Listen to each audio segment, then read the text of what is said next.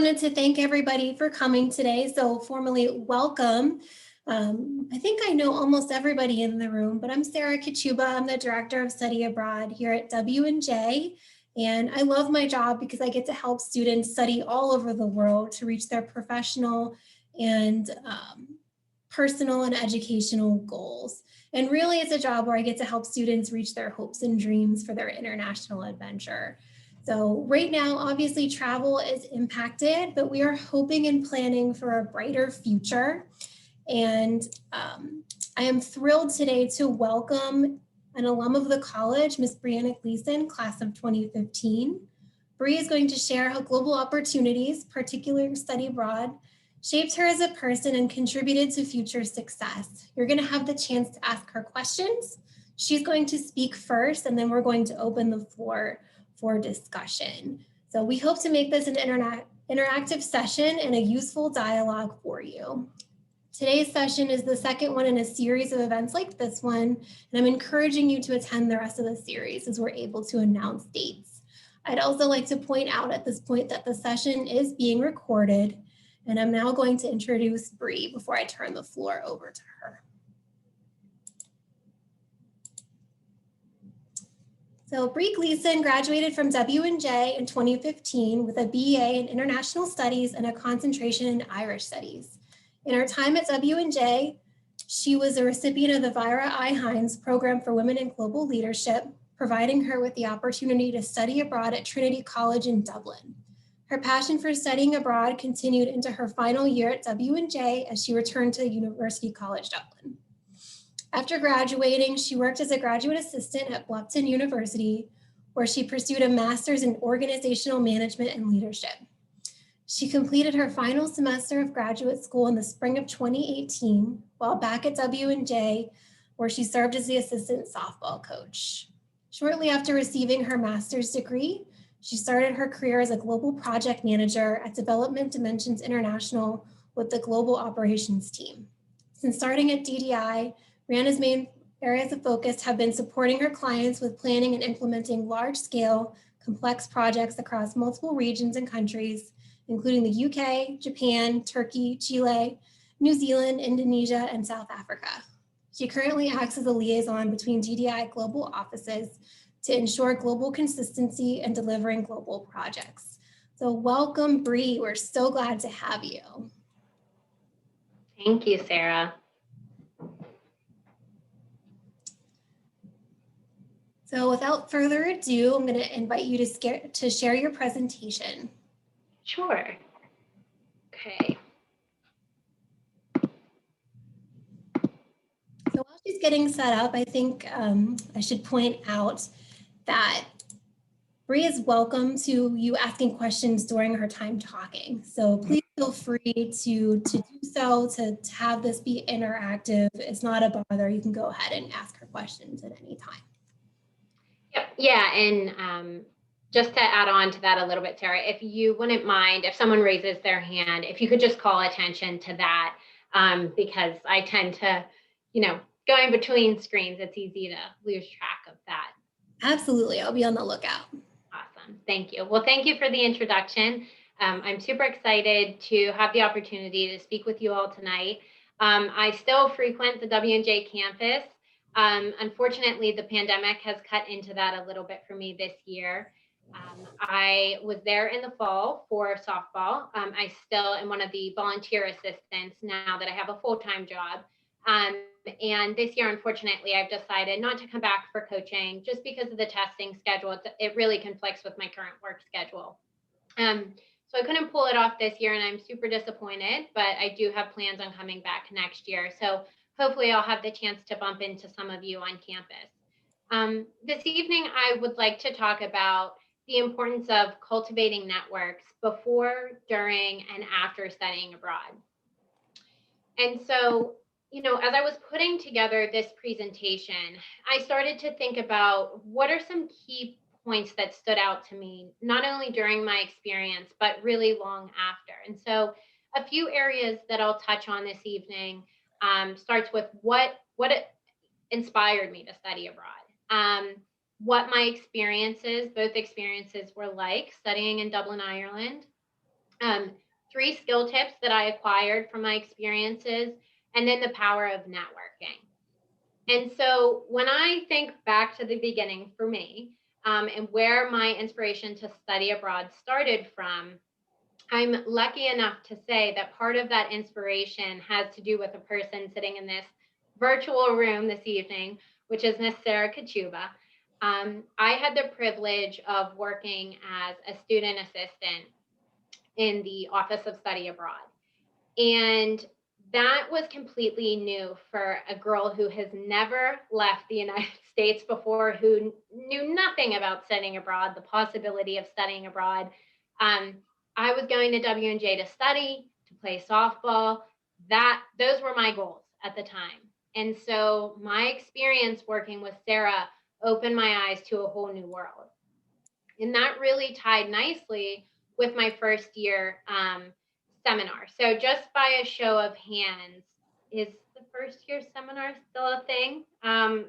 Anyone in the room? Yes. Okay. I see heads nodding. Awesome. Okay, cool. So my first year seminar was on the troubles of Northern Ireland. And mind you, this is a girl with fiery red hair. My last name is Gleason. I grew up in a super Irish household. And for how much my family has celebrated the Irish culture, I knew very little about the Irish culture until I came to W&J, and really until my first year seminar. And so that was when I really started to scratch the surface of Irish history and Irish culture, but also my interest in wanting to take a deeper dive. And then shortly after my first year seminar, I attended my first intercession course, which is J term for all of you now. And it was on Irish film. And that really allowed me to take a deeper dive into the artsy side of Irish culture and how it's progressed over the years. So all of those things in culmination were enough for me to say, okay, it's time to test my limits. It's time to take it beyond W&J. If I have the opportunity to go to Ireland and learn about the culture, let's do it. So that really brings me to my first skill tip. So as I was going through these slides, I was thinking, how can I make this interactive? How can I keep everyone engaged? And initially I thought, I'm going to say by a show of hands, let me see how many of you are familiar with the skill tip. I've decided not to take that approach because I simply made up skill tip. I took the 2 words and mashed them together. And the reason I did it is because, one, I'm going to go through these skills that I acquired when I was studying abroad, but they're also tips. And I find that they're not only relevant to studying abroad, in my everyday life, I still use these. So the first skill tip is goal setting. Wanting to study abroad is one thing. Setting a plan to do it and goals to do it is a whole nother thing. Mind you, when I was in college, I did not have the formula for writing SMART goals sitting in front of me. This is actually something that I took from where I currently work. And for those of you that don't know, SMART goals stands for specific, measurable, achievable, and time bound. I did not know that at the time. What I did was I simply came up with, okay, what do I need to achieve before I study abroad? What do I want to do while I'm studying abroad? What do I want to do afterwards? And so by writing that down on a piece of paper, it helped me to start to formalize my plan. Once I came up with, okay, here's what I want to do, I had to start thinking about, how do I want to do this? And so I was able to do that by really leveraging the resources in front of me. Of course, my first resource was Sarah, but I also had my first year advisor. And I really leveraged them for, I'm interested in studying abroad. How do I do it? How do I make this happen? And so that's when I was presented with the Vira Hines Endowment. Now, I wasn't really presented with it. They didn't say, here you go, now go, study wherever you want. It was a whole, I would say almost a year and a half process that I was involved in with interviews, the actual travel experience itself, and then community service and community work afterwards. But essentially, just a quick synopsis of what the Vira Hines Endowment is It provides the opportunity for young women involved in leadership who have never traveled outside of the US before. Of course, there are some other requirements, but it gives them the opportunity to travel anywhere for 8 or 9 weeks. Check me on that, Sarah, if I'm wrong. Um, I'll just jump in. Yeah, maybe I'll add a few more details in case we have interested students here. So to be yeah, qualified for this program, it is called the Program for Women in Global Leadership. So you've got to identify as a woman. You have to be a sophomore or a junior at the time of application. You have to have at least a 3.0 and have never been abroad except to Canada. And then you get to study abroad in the summertime for at least 28 days. So it's got some real specific parameters. And Bree's right, it is a year-long program where you put a lot in, you get a lot out. It really is a leadership development opportunity in addition to study abroad scholarship. Well said. yeah. Thank you. Thank you for that, Sarah. Yeah, so it really was the first thing that was taking my goals and making them happen. And so I studied abroad to Trinity College University in the heart of Dublin, Ireland. And it was an amazing experience for me. It was a summer program, and it really allowed me to take a deeper dive into the Irish culture and history by having week after week travel opportunities to go to different parts of Ireland. What was also nice about this, for those of you in the room that are involved in extracurricular activities, was a way for me to get my study abroad fix in the summertime without disrupting my involvement with the softball team. Um, the thing for me was, I think initially at the time, I thought, okay, I'll do this summer program. That'll be it. I'll have my requirement for international studies. I'll pull something else off. That'll be fine. The joke was on me, because this experience is really when it set in that I didn't want this to be a one-time experience. I didn't want this to just stay in my college experience. This is what I wanted to pursue after college. I wanted travel to be a part of, honestly, my life. And so that was the starting point for me to know, okay, now what do I do when I get home? What do I do to keep this going? And so that brings me along to the second skill tip, which is networking. So I had all this energy, all of this excitement from studying abroad. Of course, I was sad to leave Dublin, Ireland after so many weeks. And I thought, how can I bring this energy and excitement back to W&J? How can I take those feelings without the country and bring it back home? And for me, the answer to that was networking. And I was able to do that by becoming a global ambassador. So, for those of you that don't know, a global ambassador is really that buddy person for an international student studying abroad at W&J. So, we're partnering up, we're buddying up with them from the day that they arrive, and we're showing them the W&J community. That we're showing them what it's all about, or going on excursions with them on the weekends, showing them what Pittsburgh's about. We're helping them to acclimate to this life that we're also comfortable with here at W&J. And so for me, it was an amazing opportunity. And especially for those of you that might not get the chance to travel, this is a way that you can get that study abroad feeling by being right at W&J's community. You have to understand that these international students, a simple conversation, you're getting a firsthand look at their culture and what it looks like. And so these relationships were so important to me because it helped to fulfill that excitement that I had studying abroad. And that carried me through my junior year before I could go on my second study abroad experience to the University College Dublin. So the University College Dublin was an eye-opening experience. So I had this sweet, amazing experience with the Vira Hines Endowment, getting to go on all these excursions, being there in the summertime. It was very outside of the classroom, my first experience. I mean, we still spent time, we still had exams, but they really encouraged us to travel. In my second experience, I was going from W&J as at my first semester as a senior, having everything from my study tactics. I mean, if you're if you're a junior or a senior, by this point, you know what you're doing at W&J. You got it figured out, okay? So I took that confidence into my experience at the University College Dublin, and let me tell you, flip me upside down. I went from W&J with a small amount of people to a university with 30,000 people. To say that it was intimidating is an understatement, but I chose the University College Dublin because I really wanted to take a deeper dive into Irish politics, European politics and policies, Irish history, art, culture, and I knew that this was the school for me. I knew that it would fulfill those needs. And so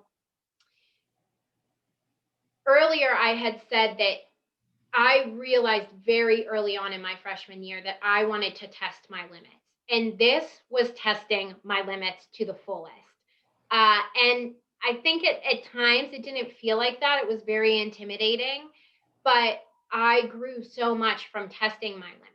And it kept me challenged. So that leads me to the third and final skill tip that I wanted to share with all of you, which is decision making. So sitting in a classroom of 300 people, I will tell you now, your professor does not know if you're there. At least at the University College Dublin, they did not know that you were there. So if I wanted to skip class, I could skip class. I did not have to go and they would not know. But I will tell you this, we had one thing that our grade was based on, and that was our final exams at the end of the semester. So it became very clear to a professor who was or who was not there if you decided to skip class for the entire semester and only show up for the exam. That is just an example of some of the decisions that I had to make while I was studying abroad. Decision making doesn't stop, doesn't it keeps going. After you graduate W&J, it's always going to be there. And so it's an opportunity for you to really leverage your decision making skills and really start to learn how it can impact you. And so, along with decision making, I wanted to touch on the 3 phases of networking because I found this to be one of the most important things that I learned over the 4 years that I was at W&J and during my study abroad experiences. You know, before I studied abroad, it wasn't just signing a paper and going and jumping on a plane. Before I studied abroad, I did a lot of research. I did a lot of networking, not only with international students, not only with other study abroad students, but also with the staff, or excuse me, with the faculty at W&J. And I also set goals, like I said. And during my experience, and one thing I'm so proud of myself for doing is I journaled while I was abroad. And I am not into journaling. I never really have been, but I did it when I was studying abroad. And I will tell you what, those are my most cherished memories. And now I can open up my MacBook and they're right there for me to read through. And I'll carry into why I think that's important. During the time that I was studying abroad on both occasions, I continued to set goals. That never stops. If you want to continue to grow, if you want to continue to get better, if you want to continue to achieve your goals, you have to continue planning and setting them. And then lastly, networking. While I was studying abroad, I was trying to network as much as I possibly could because my mind was set on having a job where I could travel, having a job where I was working with a diverse group of people. And so I wanted to network as much as I could so that eventually I could make that goal come to fruition. And then lastly, after my study abroad experience, I reflected on my experience by going back through my journal, seeing what I learned, seeing what trends I could pull. I did more research. I did more networking. I asked questions because that's where my passion was at. Traveling, getting abroad, not staying in my bubble, always testing my limits. That can happen beyond the study abroad experience, right? You can test your limits by doing an internship, going to a new environment. It does not have to be in another country. It can be right in Pennsylvania. It could be right on the campus of W&J. But really testing yourself and networking beyond your bubble is so important, especially after your time at the college. And so I wanted to talk a little bit about my study abroad career influence. So as Sarah mentioned earlier, I am currently a global project manager at Development Dimensions International in Bridgeville. And I will not bore you with my job description, but I want to start with where my career started. When I graduated W&J, I was set in my heart to have a job. Again, I've said it 100 times, with something with international relations. I was just set on it. That's what my degree was in. That's where my passion was at. And so there I landed 15 minutes away from my parents' house at the Swickley Valley YMCA as a teen outreach coordinator. Had absolutely nothing to do with international relations. Nothing. I mean, zilch. Childcare. That was the focus of the job. And I have to admit, did I envision myself being there after I graduated? No. But when I got the job, I made the most of that opportunity. YMCAs are all over the world. And so my thought was, I'll work at this YMCA, I'll work my way up, and I will get myself to a YMCA somewhere outside of the United States. That did not happen. I had big dreams and I was positive about it, and I was trying to make the most of my experience, but instead it turned into a stepping stone, which is fine. After maybe a year and a half of working there, I had decided, okay, this job is not going to get me where I want to be in the time that I want to be there. Let me reevaluate. What can I do to leverage the degree I currently have? Thankfully, my assistant softball coach when I was playing at W&J had taken a head coaching job at a university in Ohio called Bluffton University. She reached out to me. We kept in touch after I graduated. She reached out to me and said, hey, I really need an assistant softball coach. Why don't you come out here? Why don't you be my assistant coach? And I thought, no. I did not go to W&J to become a softball coach. I like softball. It's good. I'm not going to be a coach. So she asked me 2 or 3 more times. And then finally, the last time she asked me, she said, why don't you come out here? We'll pay for your graduate degree. What? Yeah, that's right. You come be my assistant coach. We'll pay for your graduate degree. So I started researching this school, and I saw that they had a graduate degree in leadership development and organizational management. And I thought, okay, this is your opportunity, Bree. You could have your bachelor's in international studies and you could get a master's in leadership and organizational management. Perfect. So I went for it. I did it. I moved to Ohio a couple years after I graduated from W&J, and I did the darn thing. I became an assistant softball coach, and I loved it. I spent a year and a half at that university, and then the head coach decided to come back to W&J, and she became the head coach. And so it was a very easy decision for me. I also decided to come back and join her since my contract was coming to an end, and come back to my alma mater and be the assistant coach, which I was in the spring of 2018. And while I was doing that, I was able to complete my graduate degree online. So it's getting long-winded. You're thinking, Bree, where are you going with this? Get to the point here.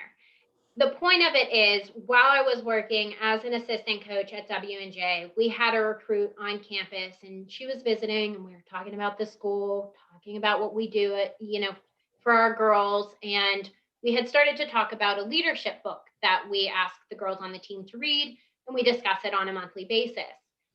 And the mom of the recruit said, oh, really? I do a little bit of leadership development. What's the book? And a light bulb just went off in my head, like, oh, leadership development. I just got my master's in leadership development. Network. And I said, really, where do you work? And she said, oh, right down the road, Development Dimensions International, which for any of you that are familiar with the Pittsburgh area, outside of W&J area, for me, my company now, DDI, sits right between where I grew up and W&J. So every time I'd go to W&J, every time I'd come home from W&J, DDI was right there sitting on 79. And I always thought, I'm going to work there one day. I like how that office looks, I like how that building looks. When I was a senior, I looked into the company. I thought, sounds like a nice company. I'd like to work there. They didn't even look at my resume. And she said, yeah, I work at DDI. Bing, bing, bing, network, network, network. And she said, if you want, I'll give you my card and just reach out to me. And I thought, I know what's going to happen. I'm going to reach out to her. She's never going to email me back. I go back to my office that day. I type in her email address and I see Director of the Global Center of Excellence. And I thought, oh, this is awesome. She's probably never going to answer my email, but this is awesome. I'm going to go for it. And I tell you what, I emailed her every day with my resume, asking her to meet for coffee, not asking for a job, just asking to meet for coffee and learn more about what she does. And I was able to have that confidence and use those networking skills from my experiencing networking as a global ambassador, from my time at W&J, from my study abroad experience, from being in an environment outside of W&J. And so that's really when it came to fruition for me. It was, 3 or 4 years after I had graduated from W&J that I finally landed my dream job. And I'm happy to say that, and very thankful and grateful to say that just before the pandemic started in February, hit the US, in February, I had the opportunity to travel to London for a week. And I was able to meet with my colleagues who are based in London and work with them in the office, which was such an exciting experience to put a face to a name and a voice to a face. And I was there for a week, over a weekend. And in that weekend, I was able to reconnect with one of my flatmates from the University College Dublin, who I haven't seen for 5 years. And we've maintained a very close relationship. So, networking is so important. And you don't have to acquire those skills from studying abroad. You can acquire those skills, like I said, from just getting outside of your bubble. As a former athlete, I can tell you how easy it was for me to sit with my softball team at dinner, to talk to my softball team, to be in the comfort of my team. But going outside of those bubbles and those groups that you're in, I'm telling you, presents you with a world of opportunity. So that is really what my study abroad experiences looked like. That's what they've done for me. And that's how every single day, something from studying abroad, something from being outside of my normal environment has continued to have an incredible impact on me. And I am happy to talk to any of you anytime after this, if you have questions or if you want to talk about studying abroad or professionally anything, I'm definitely happy to be that person for you. So thank you for listening. And Sarah, I'll turn it over to you for questions.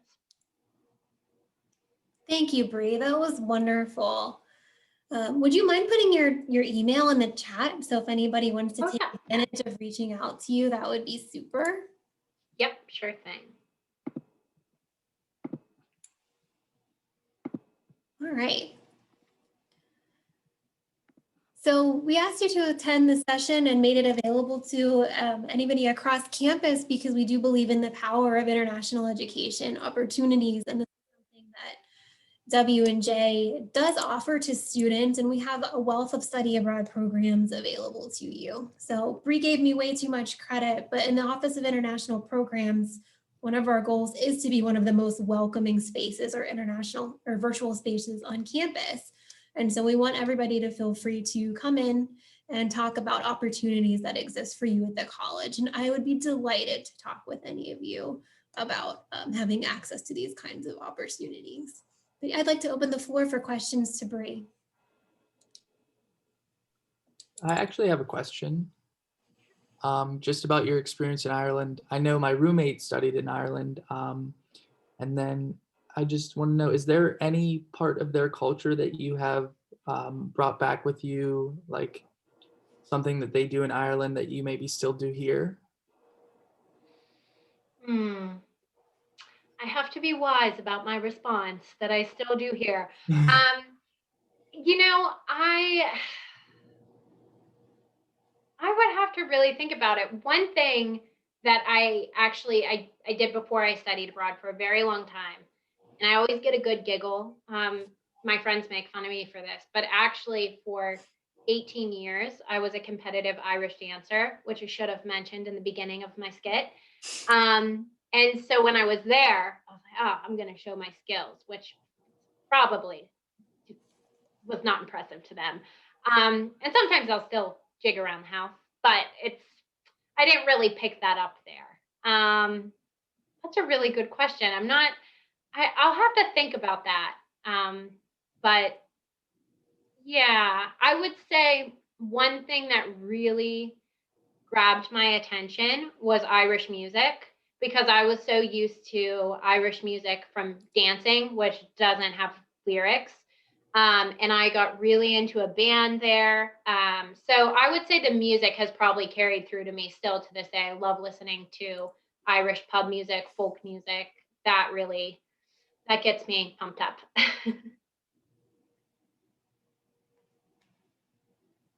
Do you have any like recommendations for Irish music? So I'm interested. I have no idea where to find any.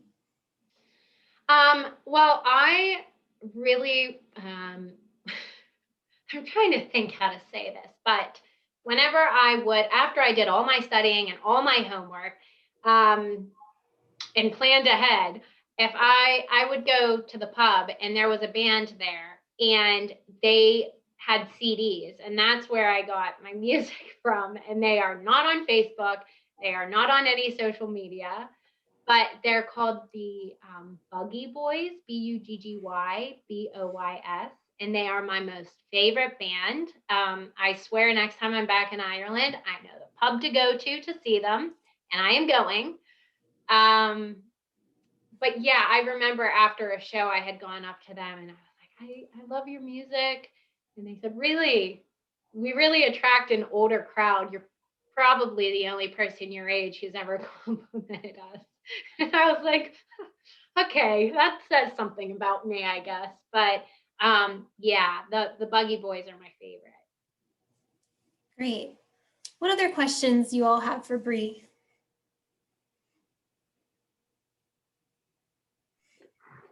I was just looking at, I mean, I've heard about DDI a bit, and I mean, I've looked through their websites before as well, but I think it was just still unclear to me. So is it more of like a consultation regarding like international management in that sense? Because I know it covers a lot of different aspects, and you know, me being an international student, I was just curious to see like what kind of like international aspects does it like really focus on in that sense?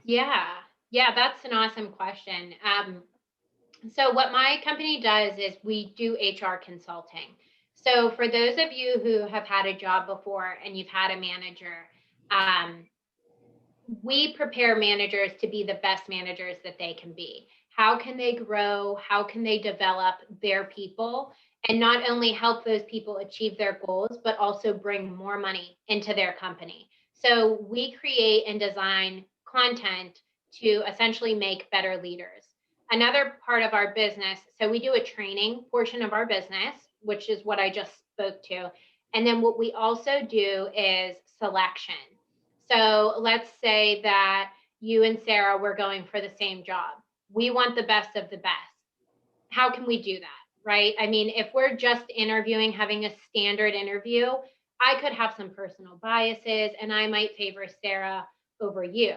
So to eliminate that, my company has created several different assessments that people can go through, and we pull data to give to managers, to give to CEOs, whoever's making that hiring decision, HR, so that they can look at the facts. They can look at the data and they can say, you know what, Sarah, she scored really, really high in planning an organization, but Gabby has really strong communication skills.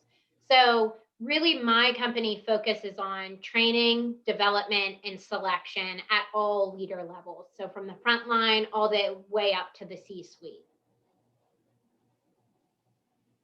Can you tell us what the C-suite is? Yes. So your C-suite would be with the CEO, that would be with your VPs, that would be with the people that sit at the top of the company. Other questions?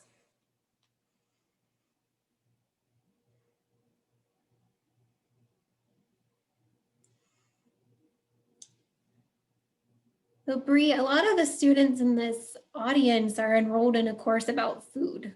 Can you tell us something delicious you ate that's unique to Ireland? Yes. So just by a show of hands, how many of you have had shepherd's pie before? Yes, yes. Okay. Okay, so some have, some haven't. Oh, I see a thumbs up. Okay, cool.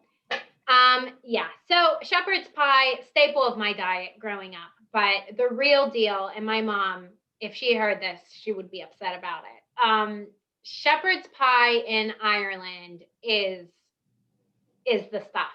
If you're ever there, it is the country of potatoes. So I strongly advise you give potatoes in some shape or form a try there. For me, I love the shepherd's pie because it's mixed with lamb, or sometimes it's fully made with lamb. And there's a little bit of Guinness in it, which makes it really rich tasting. And Irish weather is always cold and rainy. Even in the summer, it's cold and rainy and then beautiful and sunny. But I when I studied abroad to the University College Dublin, I was there in the fall into December. So the weather was cold. And I remember specifically having a rough day, going to a pub. I'm sorry, pubs are like the only thing in Dublin. Going to a pub and having shepherd's pie. And I tell you what, it was the bee's knees. It was so good. It was warm, it was hearty, and I don't know, it just brought me a sense of comfort since I grew up on meat and potato diet. Yeah. Can you say, if no one else has questions, I would like to hear, is there a moment when you think back about being in Ireland that you felt like you'll remember forever? Oh, it actually it wasn't in Ireland, but it was part of my study abroad experience, and I wanted to mention this. Whenever I was a global ambassador, I had met so many different international students. And one of the most special things, when I was studying abroad, I had the chance to go to Paris, France, and I was able to reconnect with, I believe, 7 different international students that studied abroad at WNJ. And we were such close friends when they came to WNJ. And 2 years later, when I finally got back over to Europe, they all came together. They were all from different parts. They did not live in Paris. They were all from different parts of France. Some were 2 hours away, an hour away. I mean, they all traveled to get to Paris to meet me there. And that was such a special, unforgettable moment. And I'm sorry, Sarah, I know it's not in Ireland, but it's part of my study abroad experience. Being able to reconnect with all those international students, at WNJ, I kind of grabbed them by the hand and I ran them all over that campus and showed them, okay, here's where you go. Here's what we do on this day. I showed them the ropes of WNJ. So for them to welcome me to their country and show me their culture, that was an amazing thing for me. And I not only got to do that in France, but I also had an opportunity to travel to Scotland, where I stayed with another international student from WNJ, and I was able to stay in her house. So those are probably the most special moments for me, that I was able to keep those connections alive. Yeah, I think that's what's one of the things special about WNJ is that sense of community, and that community and sense of belonging lasts for a lifetime. Yeah, for sure. And I remember with the international student who was from Scotland, Fiona, I remember reaching out to her and saying, I'm coming to Scotland. Where do you recommend I stay? And she wrote me back instantly and said, don't be silly. You're going to stay right here with me. You're going to stay with my family. Are you kidding? I'm going to take you around. I'm going to show you the town. I'm going to show you where I'm from. And what better way to explore a completely new country, a completely new city, than having somebody who's from there? I mean, it was, and I know that if I was saying today, I'm going back, I would pick up with me and we would be able to have lunch and pick up right where we left off. I see Kendall sent a message in the chat. What classes were your favorite while studying abroad? I'll tell you what was not my favorite and then what was my favorite to keep it real. I had a class on European policy and politics. And let me tell you guys, I had that class when I was a senior. I needed to bring back those credits to graduate on time. That was the hardest class that I had, and I nailed it and got an A in it. And I was so proud of myself. I walked up to that board, I found my student ID number, and I saw an A. And I walked away and thought, no, that can't be your grade. And I went back, I double checked, and it was my grade. So that was not my favorite. I would have to say my most favorite was when I was studying at Trinity College. We had an art class, and it was just about art history. And at the time I was pursuing a minor in art history. So I was fascinated with that class because that's where we went on a lot of the excursions, just to see like installments of art, go to different museums, go to different historical sites. So I would probably have to say all of my classes in my summer program were my most favorite, but particularly the art class. Good question. Thank you. That was a great question. Thank you. Do you guys have any more?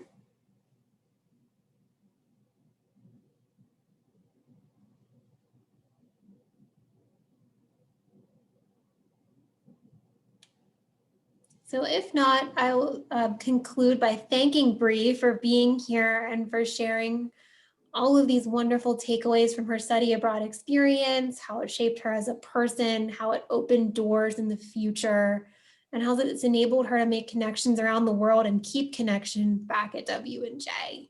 So thank you, Bree, everybody. Thank you, Sarah. Yeah, thank you for having me. I hope this was helpful. And please take my email and use it as much as you can. Ask me as many questions as you want. It's no bother at all, but I'm so thankful that I had the chance to speak with all of you this evening. Yeah, and I will say, Bree talked about the Global Ambassador Program, and if you're interested in that, that is something that's managed by our office. It's not been as active this year because of COVID, and unfortunately, we haven't had quite as many as international students as we usually do, and we love hosting them. They're such a joy to work with, and really like the best part of my day is when I get to interact with study abroad students or international students. But we do plan to run the program again. So if you're interested, let me know and I can help you get connected and think about how to move forward with that. But otherwise, thank you all for attending, for your attendance, your good questions, and your engagement. And I hope you have a great evening. Thank you. Thanks, everyone. Bye.